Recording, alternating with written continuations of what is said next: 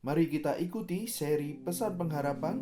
Subscribe dan like channel Pesan Pengharapan. Dan apabila Anda diberkati dalam pelayanan kami, bagikan link Pesan Pengharapan ini kepada rekan dan kerabat Anda. Terlebih dahulu, mari sama-sama persiapkan hati kita di dalam doa. Tuhan Yesus memberkati.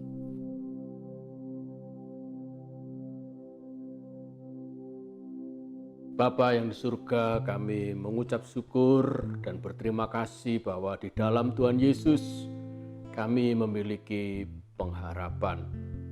Karena masa depan itu sungguh ada dan harapan kami tidak akan pernah hilang. Sebab kami percaya kepada Tuhan Yesus, sumber pengharapan kami. Karena itu kami akan merenungkan firman-Mu. Mari Tuhan tuntun, Tuhan penuhi kami dengan Allah Roh Kudus, supaya apa yang kami renungkan boleh kami lakukan dalam hidup kami sehari-hari, dan nama Tuhan dipermuliakan. Terima kasih Tuhan, dalam nama Tuhan Yesus kami berdoa. Amin. Shalom putra-putri kerajaan surga yang disayang oleh Tuhan dan yang saya kasihi. Seri pesan pengharapan yang kelima kali ini mengambil judul yang sama di Live Talk kemarin, pelayanan kami tanggal 8 Oktober, yaitu berbeda perahu dalam satu badai. Berbeda perahu dalam satu badai. Kita tahu bersama-sama kita sekarang berada dalam badai corona yang tidak mudah. Saudara, hidup di bawah badai pandemi corona ini memang berat. Berat dalam bidang ekonomi, dalam keharmonisan rumah tangga, dalam pelayanan di gereja. Hamba-hamba Tuhan juga mengalami betapa beratnya badai ini. Tidak hanya itu, dalam bidang usaha, dalam bidang ketenaga kerjaan, kita tahu hari-hari ini banyak demo di kota-kota besar untuk keberatan kepada pemerintah dan anggota DPR yang telah meluncurkan Undang-Undang Cipta Kerja. Saudara yang dikasihi oleh Tuhan, persoalannya adalah kita memang sama-sama mengalami badai yang satu itu, yaitu badai pandemi corona. Tetapi kita berada di dalam perahu-perahu yang berbeda. Artinya kita masing-masing memiliki pergumulan. Pergumulan kita mungkin tidak sama dengan pergumulan orang lain. Demikian juga sebaliknya. Kenapa? Karena memang kita berada di dalam perahu yang berbeda. Tetapi kita mengalami satu situasi yang sama, berada di dalam badai yang sama. Saudara, badai kesulitan, penderitaan, dan kesesakan dialami juga oleh gereja yang mula-mula. Pada waktu gereja itu berdiri, Yakobus menjadi sokok guru jemaat. Yakobus yang adalah saudara seibu dengan Tuhan Yesus menjadi pemimpin, dan di pundaknya ada tanggung jawab untuk membawa gereja yang mula-mula itu bisa melewati badai. Badai kesulitan, tekanan dari penganut agama Yahudi, tetapi juga penguasa politik yang berkuasa waktu itu, yaitu raja atau kekaisaran Romawi, tetapi juga raja-raja wilayah yang memimpin dan memerintah di wilayah Yahudi. Saudara, apa yang dilakukan oleh Yakobus untuk membawa gereja menghadapi badai penderitaan waktu itu? Mari kita lihat surat Yakobus pasal yang pertama, ayat 2 dan 3. Saudara-saudaraku, anggaplah sebagai suatu kebahagiaan apabila kamu jatuh ke dalam berbagai-bagai pencobaan. Ayat yang ketiga, sebab kamu tahu bahwa ujian terhadap imanmu itu menghasilkan ketekunan. Saudara, kita coba amati ayat 2 ini. Di dalam satu kalimat yaitu ayat 2 ini ada dua kata yang bertentangan, saudara. Kata apa itu? Kata kebahagiaan dan kata pencobaan. Saudara, dua kata ini berada dalam satu ayat. Kata-kata yang keadaannya jauh bertentangan, apalagi dilihat dalam bahasa aslinya. Anggaplah sebagai suatu kebahagiaan. Kata kebahagiaan ditulis dalam bahasa Yunani chara. Chara itu adalah sebuah kesenangan, keriangan, kegembiraan. Dalam terjemahan bahasa Indonesia adalah kebahagiaan. Suatu suasana yang ceria, bahagia, ria, sukacita, dan sungguh merupakan impian banyak orang. Dan juga yang ingin selalu dikerjakan sebagai sebuah kesenangan atau hobi dalam bahasa kita yang sederhana. Tetapi juga ada yang kata kontras di situ di ayat 2 itu. Satu ayat ini ada dua kata yang kontras, kebahagiaan dan pencobaan. Kata pencobaan ini, saudara, tidak hanya sesuatu yang mencobai kita, apakah kita sungguh-sungguh mengasihi Tuhan, tetapi juga dapat diartikan dari bahasa aslinya, yaitu kata kesengsaraan, penderitaan. Berbeda sekali, bukan? Yang satu menunjukkan kebahagiaan, sukaria, kesenangan, tetapi yang satunya sebaliknya, yaitu sebuah penderitaan, kesengsaraan, atau dalam bahasa Indonesia di sini pencobaan. Dan yang luar biasa lagi ada kata jatuh ke dalam berbagai-bagai pencobaan. Kenapa disebut kata jatuh? Karena ini tidak sekedar terpeleset lalu bangun lagi, tidak. Tetapi kata jatuh di sini adalah jatuh dan tenggelam. Ketika seseorang itu tenggelam, entahkah tenggelam ke dalam air atau ke dalam lumpur, maka sekelilingnya dia diliputi oleh air atau lumpur itu, saudara. Jadi yang dimaksudkan oleh Yakobus, berbagai-bagai pencobaan, penderitaan atau kesengsaraan adalah bertubi-tubi. Dan itu meliputi, membungkus antero hidup ini dari segala macam sudut. Hanya terdapat satu kata, penderitaan, kesengsaraan, dan pencobaan. Ingin tahu apa yang dikatakan oleh Yakobus ketika kita jatuh dalam situasi seperti itu? Saudara, itu adalah kebahagiaan. Jadi poin yang pertama kita belajar yaitu mengenai sebuah persepsi. Ketika kita dalam badai pandemi corona ini, dengan segala aspek yang tidak pernah kita perhitungkan sebelumnya, bahwa di tahun 2020 ini secara global penduduk dunia termasuk kita mengalami badai pencobaan atau badai corona ini, saudara.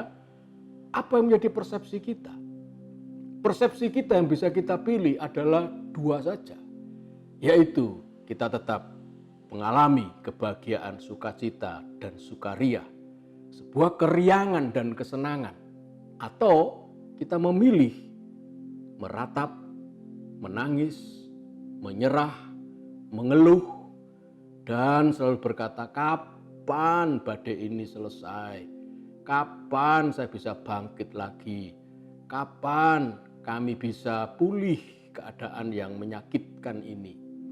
Saudara, yang pertama-tama Yakobus mengajak kita, pilihlah bahwa ini merupakan suatu kesempatan kita untuk tidak kehilangan sukacita kita.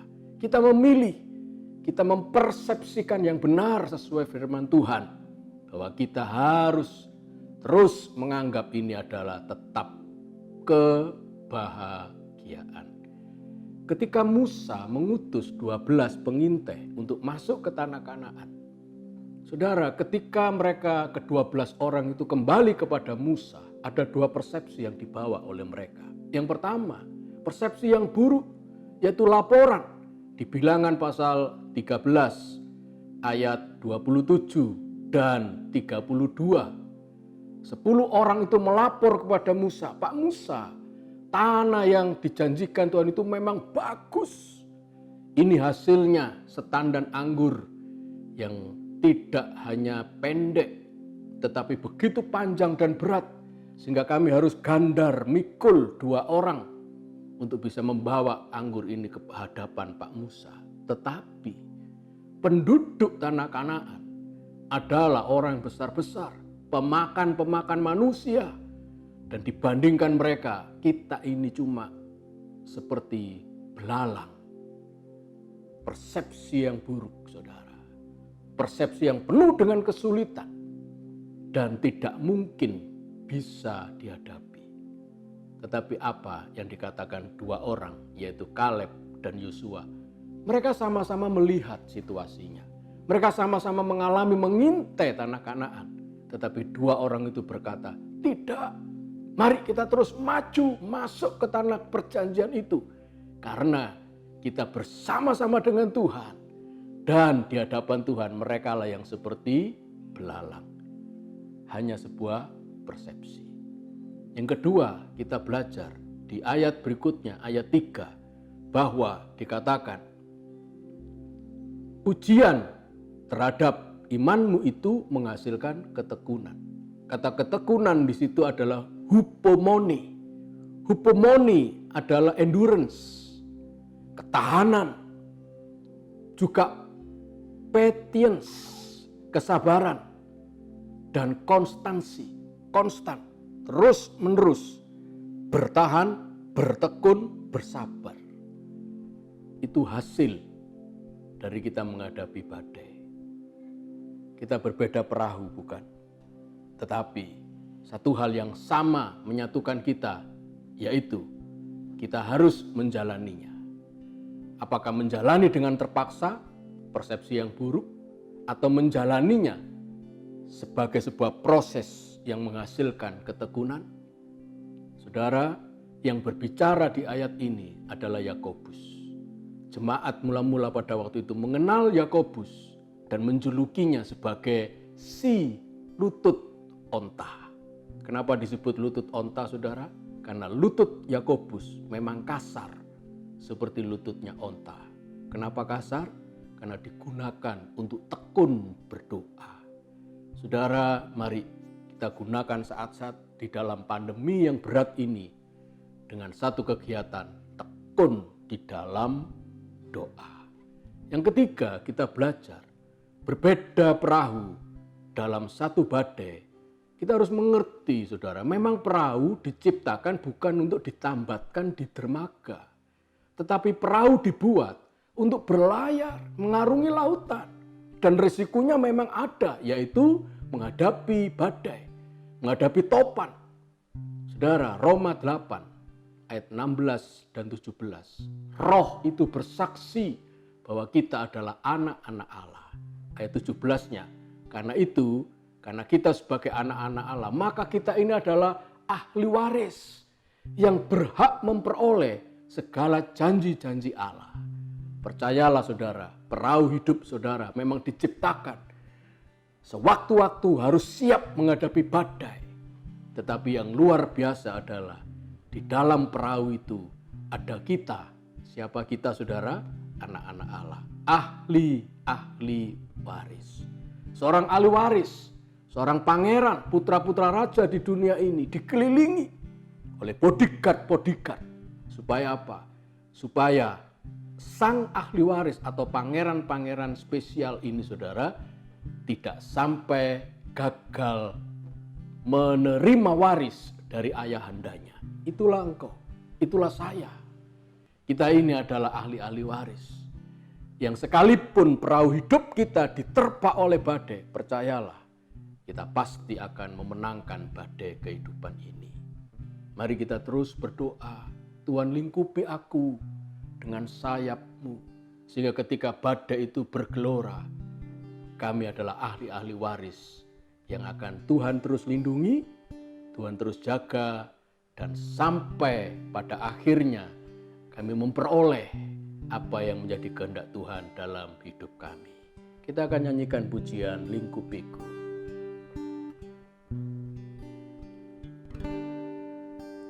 Lingkupiku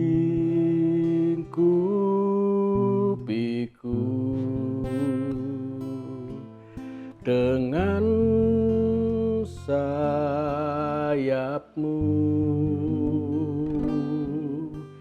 naungiku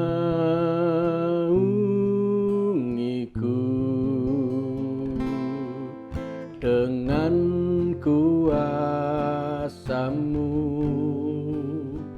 Di saat badai bergelora, ku akan terbang bersama-Mu. Bapa, Kau Raja atas semesta,